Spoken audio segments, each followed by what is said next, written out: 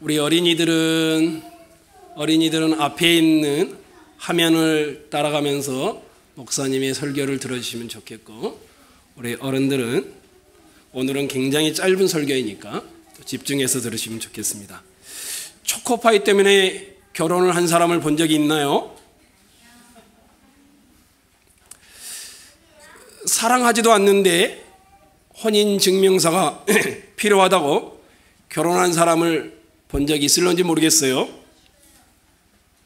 아마 그런 사람은 없을 거예요. 근데 저는 군대에서 초코파이 때문에 세례를 받는다는 사람을 종종 들었고 보았어요.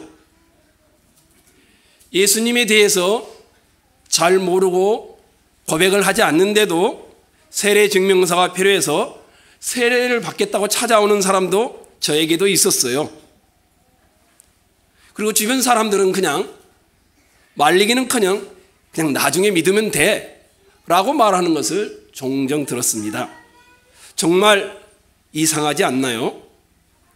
저는 오늘 여러분들과 함께 세례가 무엇인지 살필 거예요. 세례는 예수님과 결혼하는 것입니다. 이게 결론이에요. 자, 유치부 친구들 소요리 문답 배웠죠? 자, 소요리 문답 세례가 몇 문에 나오는지 아는 친구 있나요? 없어요?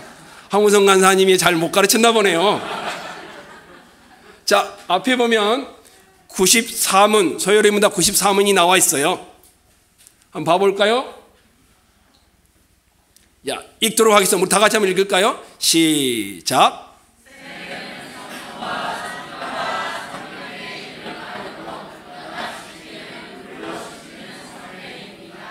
세례는 우리가 그리스도에게 접붙여줌과 은혜 언약의 유익에 참여함과 주님의 것이 되기를 약속함을 표시하고 인치는 것입니다.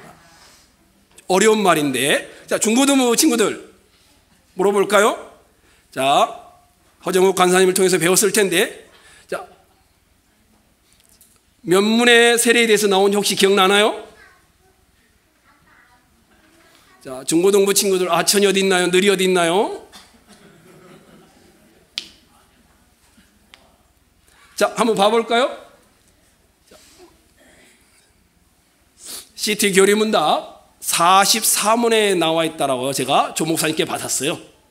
우리 다 같이 한번 세례는 뭔지 한번 읽어보겠습니다. 시작.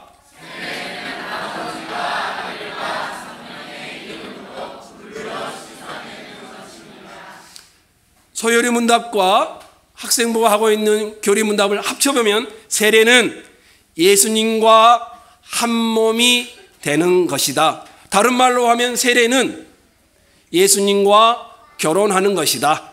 자, 따라해봅시다. 세례는 예수님과 언약의 결혼식이다. 옛날에 유명한 분이 한 분 있어요. 아우구스티누스라는 분이 이렇게 말을 했어요. 세례는 하나님이 주시는 보이는 은혜의 말씀이다. 이렇게 말을 했어요. 세례는 보이는 복음이다. 자, 옆에 혹시 엄마 아빠 있으면 한번 물어봅시다. 엄마, 아빠 한번 물어봐 주세요. 어린이들, 결혼이 뭐예요? 자, 엄마 아빠 옆에 있으면 한번 물어봐 주세요. 결혼이 뭐예요? 자, 결혼이 뭘까요? 누가 대답해 볼 사람? 서우야, 결혼이 뭐예요?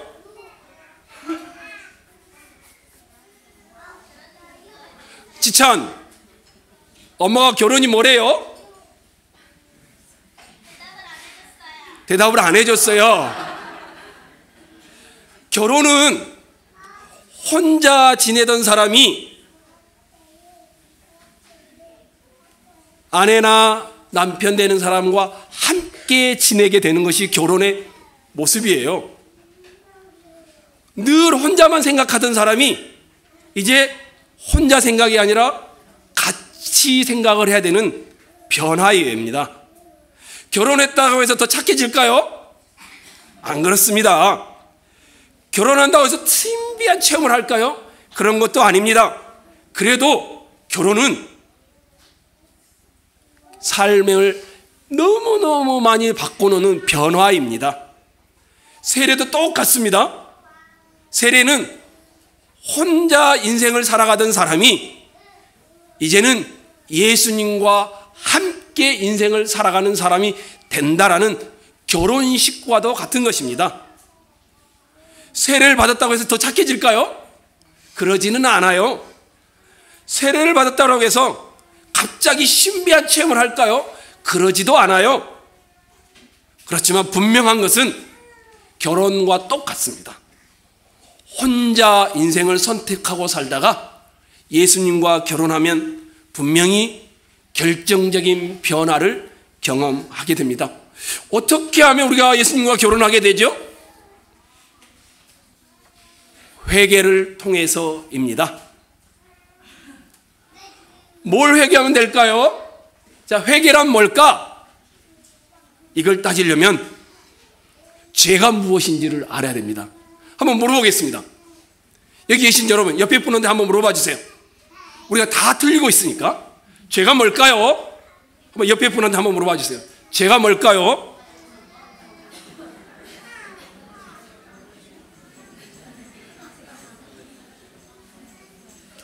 자, 제가 뭐라고 말했어요? 저 김지유 양 말을 잘하니까.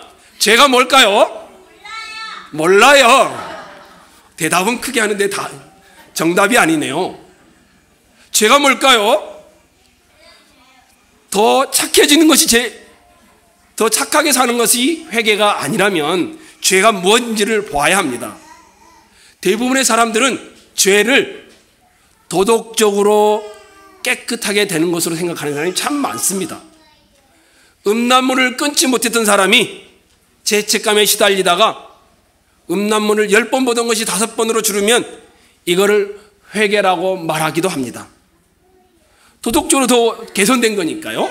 그런데 음란물을 전혀 보지 않는 사람, 근데 교회를 안 다니는 사람, 이런 사람의 입장에서 보면 더 착해지는 것은 죄가 회개되는 것이 아닙니다. 죄를 도덕적으로 이해해서는 아니 됩니다. 죄는 관계의 문제입니다.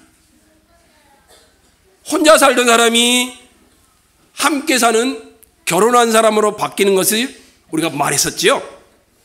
죄는 자신을 위해 살아가던 사람이 이제는 배우자와 함께 살아가는 사람으로 전환되는 것과 똑같습니다. 자, 따라서 해볼 거예요. 그 다음 보여주실래요? 자, 1번 따라서 해봅시다. 죄는 시작. 아무리 착하게 살아도, 아무리 정직해도 자기만을 위해 살고 있으면 그것은 죄입니다. 2번 시작. 자기 힘으로만 살아가겠다라고 말하면 다른 사람에게 피해를 주지 않았어도 죄입니다. 이 두 개를 합쳐보면, 자, 마지막 파란색이죠. 시작.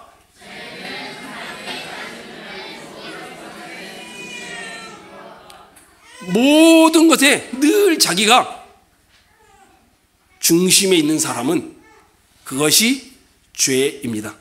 그렇다면 회개는 뭘까요? 죄를 회개해야 되는데 회개는 뭘까요? 결혼이 한 사람을 결정적으로 바꾸는 것은 더 이상 나 중심이 아니라 배우자와 함께 살아가는 것처럼 세례도 똑같습니다. 혼자 힘으로 살아가던 사람이 이제는 그리스도와 함께 살아가는 사람이 되고, 자기가 중심이 되었던 사람이 이제는 그리스도를 중심에 두는, 이것이 바로 회개입니다. 예를 들어 보겠습니다. 아담의 죄가 뭘까요? 아담의 죄가 뭘까요? 아담의 죄는 선악과를 따먹은 것이 문제가 아닙니다. 선악과를 따먹는 그 행위 안에는 하나님이 없어도 돼, 하나님 없이 독립적으로 살겠다라는, 이게 바로 아담의 죄입니다. 죄가 도덕적인 것이 아니라 관계적인 이유입니다. 그러면 가인과 아벨이라는 가인의 죄는 뭘까요? 가인은 동생을 죽였습니다. 살인이 나쁜 것이죠. 근데 그보다 더 큰 죄가 있습니다. 가인은 형제 공동체로부터 이제는 나는 필요 없다, 나만을 위해 살겠다라고 떠나가 버리는 것이 가인의 큰 죄입니다. 그래서 죄는 도덕적인 문제가 아니라 하나님으로부터 독립을 선언하는 것이며, 죄는 공동체로부터 나는 공동체 필요 없어, 교회도 필요 없어, 나 혼자만 잘 살면 돼, 이렇게 선언하는 것이 죄인 것입니다. 아담과 가인의 이야기에서 주목해야 할 것은 하나님을 떠나고 공동체를 떠난 사람이 맞이하는 결과입니다.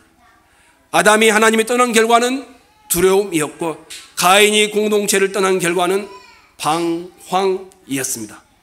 죄의 씨앗은 하나님과 공동체를 떠난 자기 자신이 중심이 되는 것, 이게 바로 죄입니다. 혼자 살아가는 것, 이것이 바로 죄입니다. 그래서 이렇게 사는 사람은 아무도 믿지 않습니다. 다른 사람을 의심하고 항상 경쟁의 대상자로만 봅니다. 그리고 내 인생은 나 스스로 완벽해져서 헤쳐나가야 할 과제라고 여기는 것입니다. 이런 것이 바로 죄의 모습인 것입니다. 여러분, 이런 모습이 여러분 안에 있지는 않나요? 하나님을 떠나고 공동체를 떠나는 것이 죄입니다. 공동체로부터 독립을 선언하고 하나님으로부터 독립을 선언하는 것이 죄입니다. 그런데 교회를 다니면서도 이런 사람이 많아요. 하나님을 약간 바꾸는 거예요. 교회도 적당하게 다니면서 공동체 없이 살아가는 사람들 참 많죠. 다른 사람들은 내가 함께 해야 할 형제가 아니라 그저 내 기분을 좋게 해주고 안녕하세요, 잘 오셨어요, 이 정도 선에서 서로 인사 한마디 하고 내 성공과 내 이익을 위해 존재하는 그저 도구 정도에 불과하다라면 그거는 공동체를 우습게 여기는 것이죠. 여러분은 이런 모습을 보이고 있지 않나요? 사도행전 2장, 우리 조엘이가 울었어요. 잘 읽으려고 준비를 했었는데 갑자기 무서워졌대요.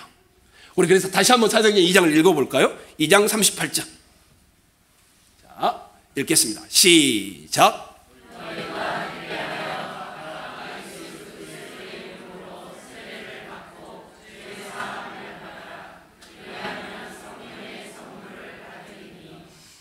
여기서 오순절날 베드로 사도가 설교를 했어요. 근데 설교의 내용이 첫 번째, 회개하라. 뭘 회개하라는 걸까요? 하나님과 공동체로부터 독립을 선언하는 것을 회개하라는 겁니다. 멈추라는 겁니다. 자기 자신만을 위해 살던 것을 멈추라는 뜻입니다. 그러면 세례를 받으라는 것은 무슨 말일까요? 예수님의 프로포즈입니다. 더 이상 혼자 살지 말고 예수님과 함께 살라는 것입니다. 좀 더 말해볼까요? 여러분, 숨겨놓은 애인이 다 있으시죠? 그걸 회개하라는 겁니다. 자기 자신, 돈, 성공, 행복, 하나님보다 더 앞서 있는 다른 애인, 이것을 회개하고 세례를 받음으로 예수님으로 함께 살자라는 프로포즈인 것입니다. 좀 더 보자면 사도행전 2장 40절로 41절에 보면 이렇게 됐어요.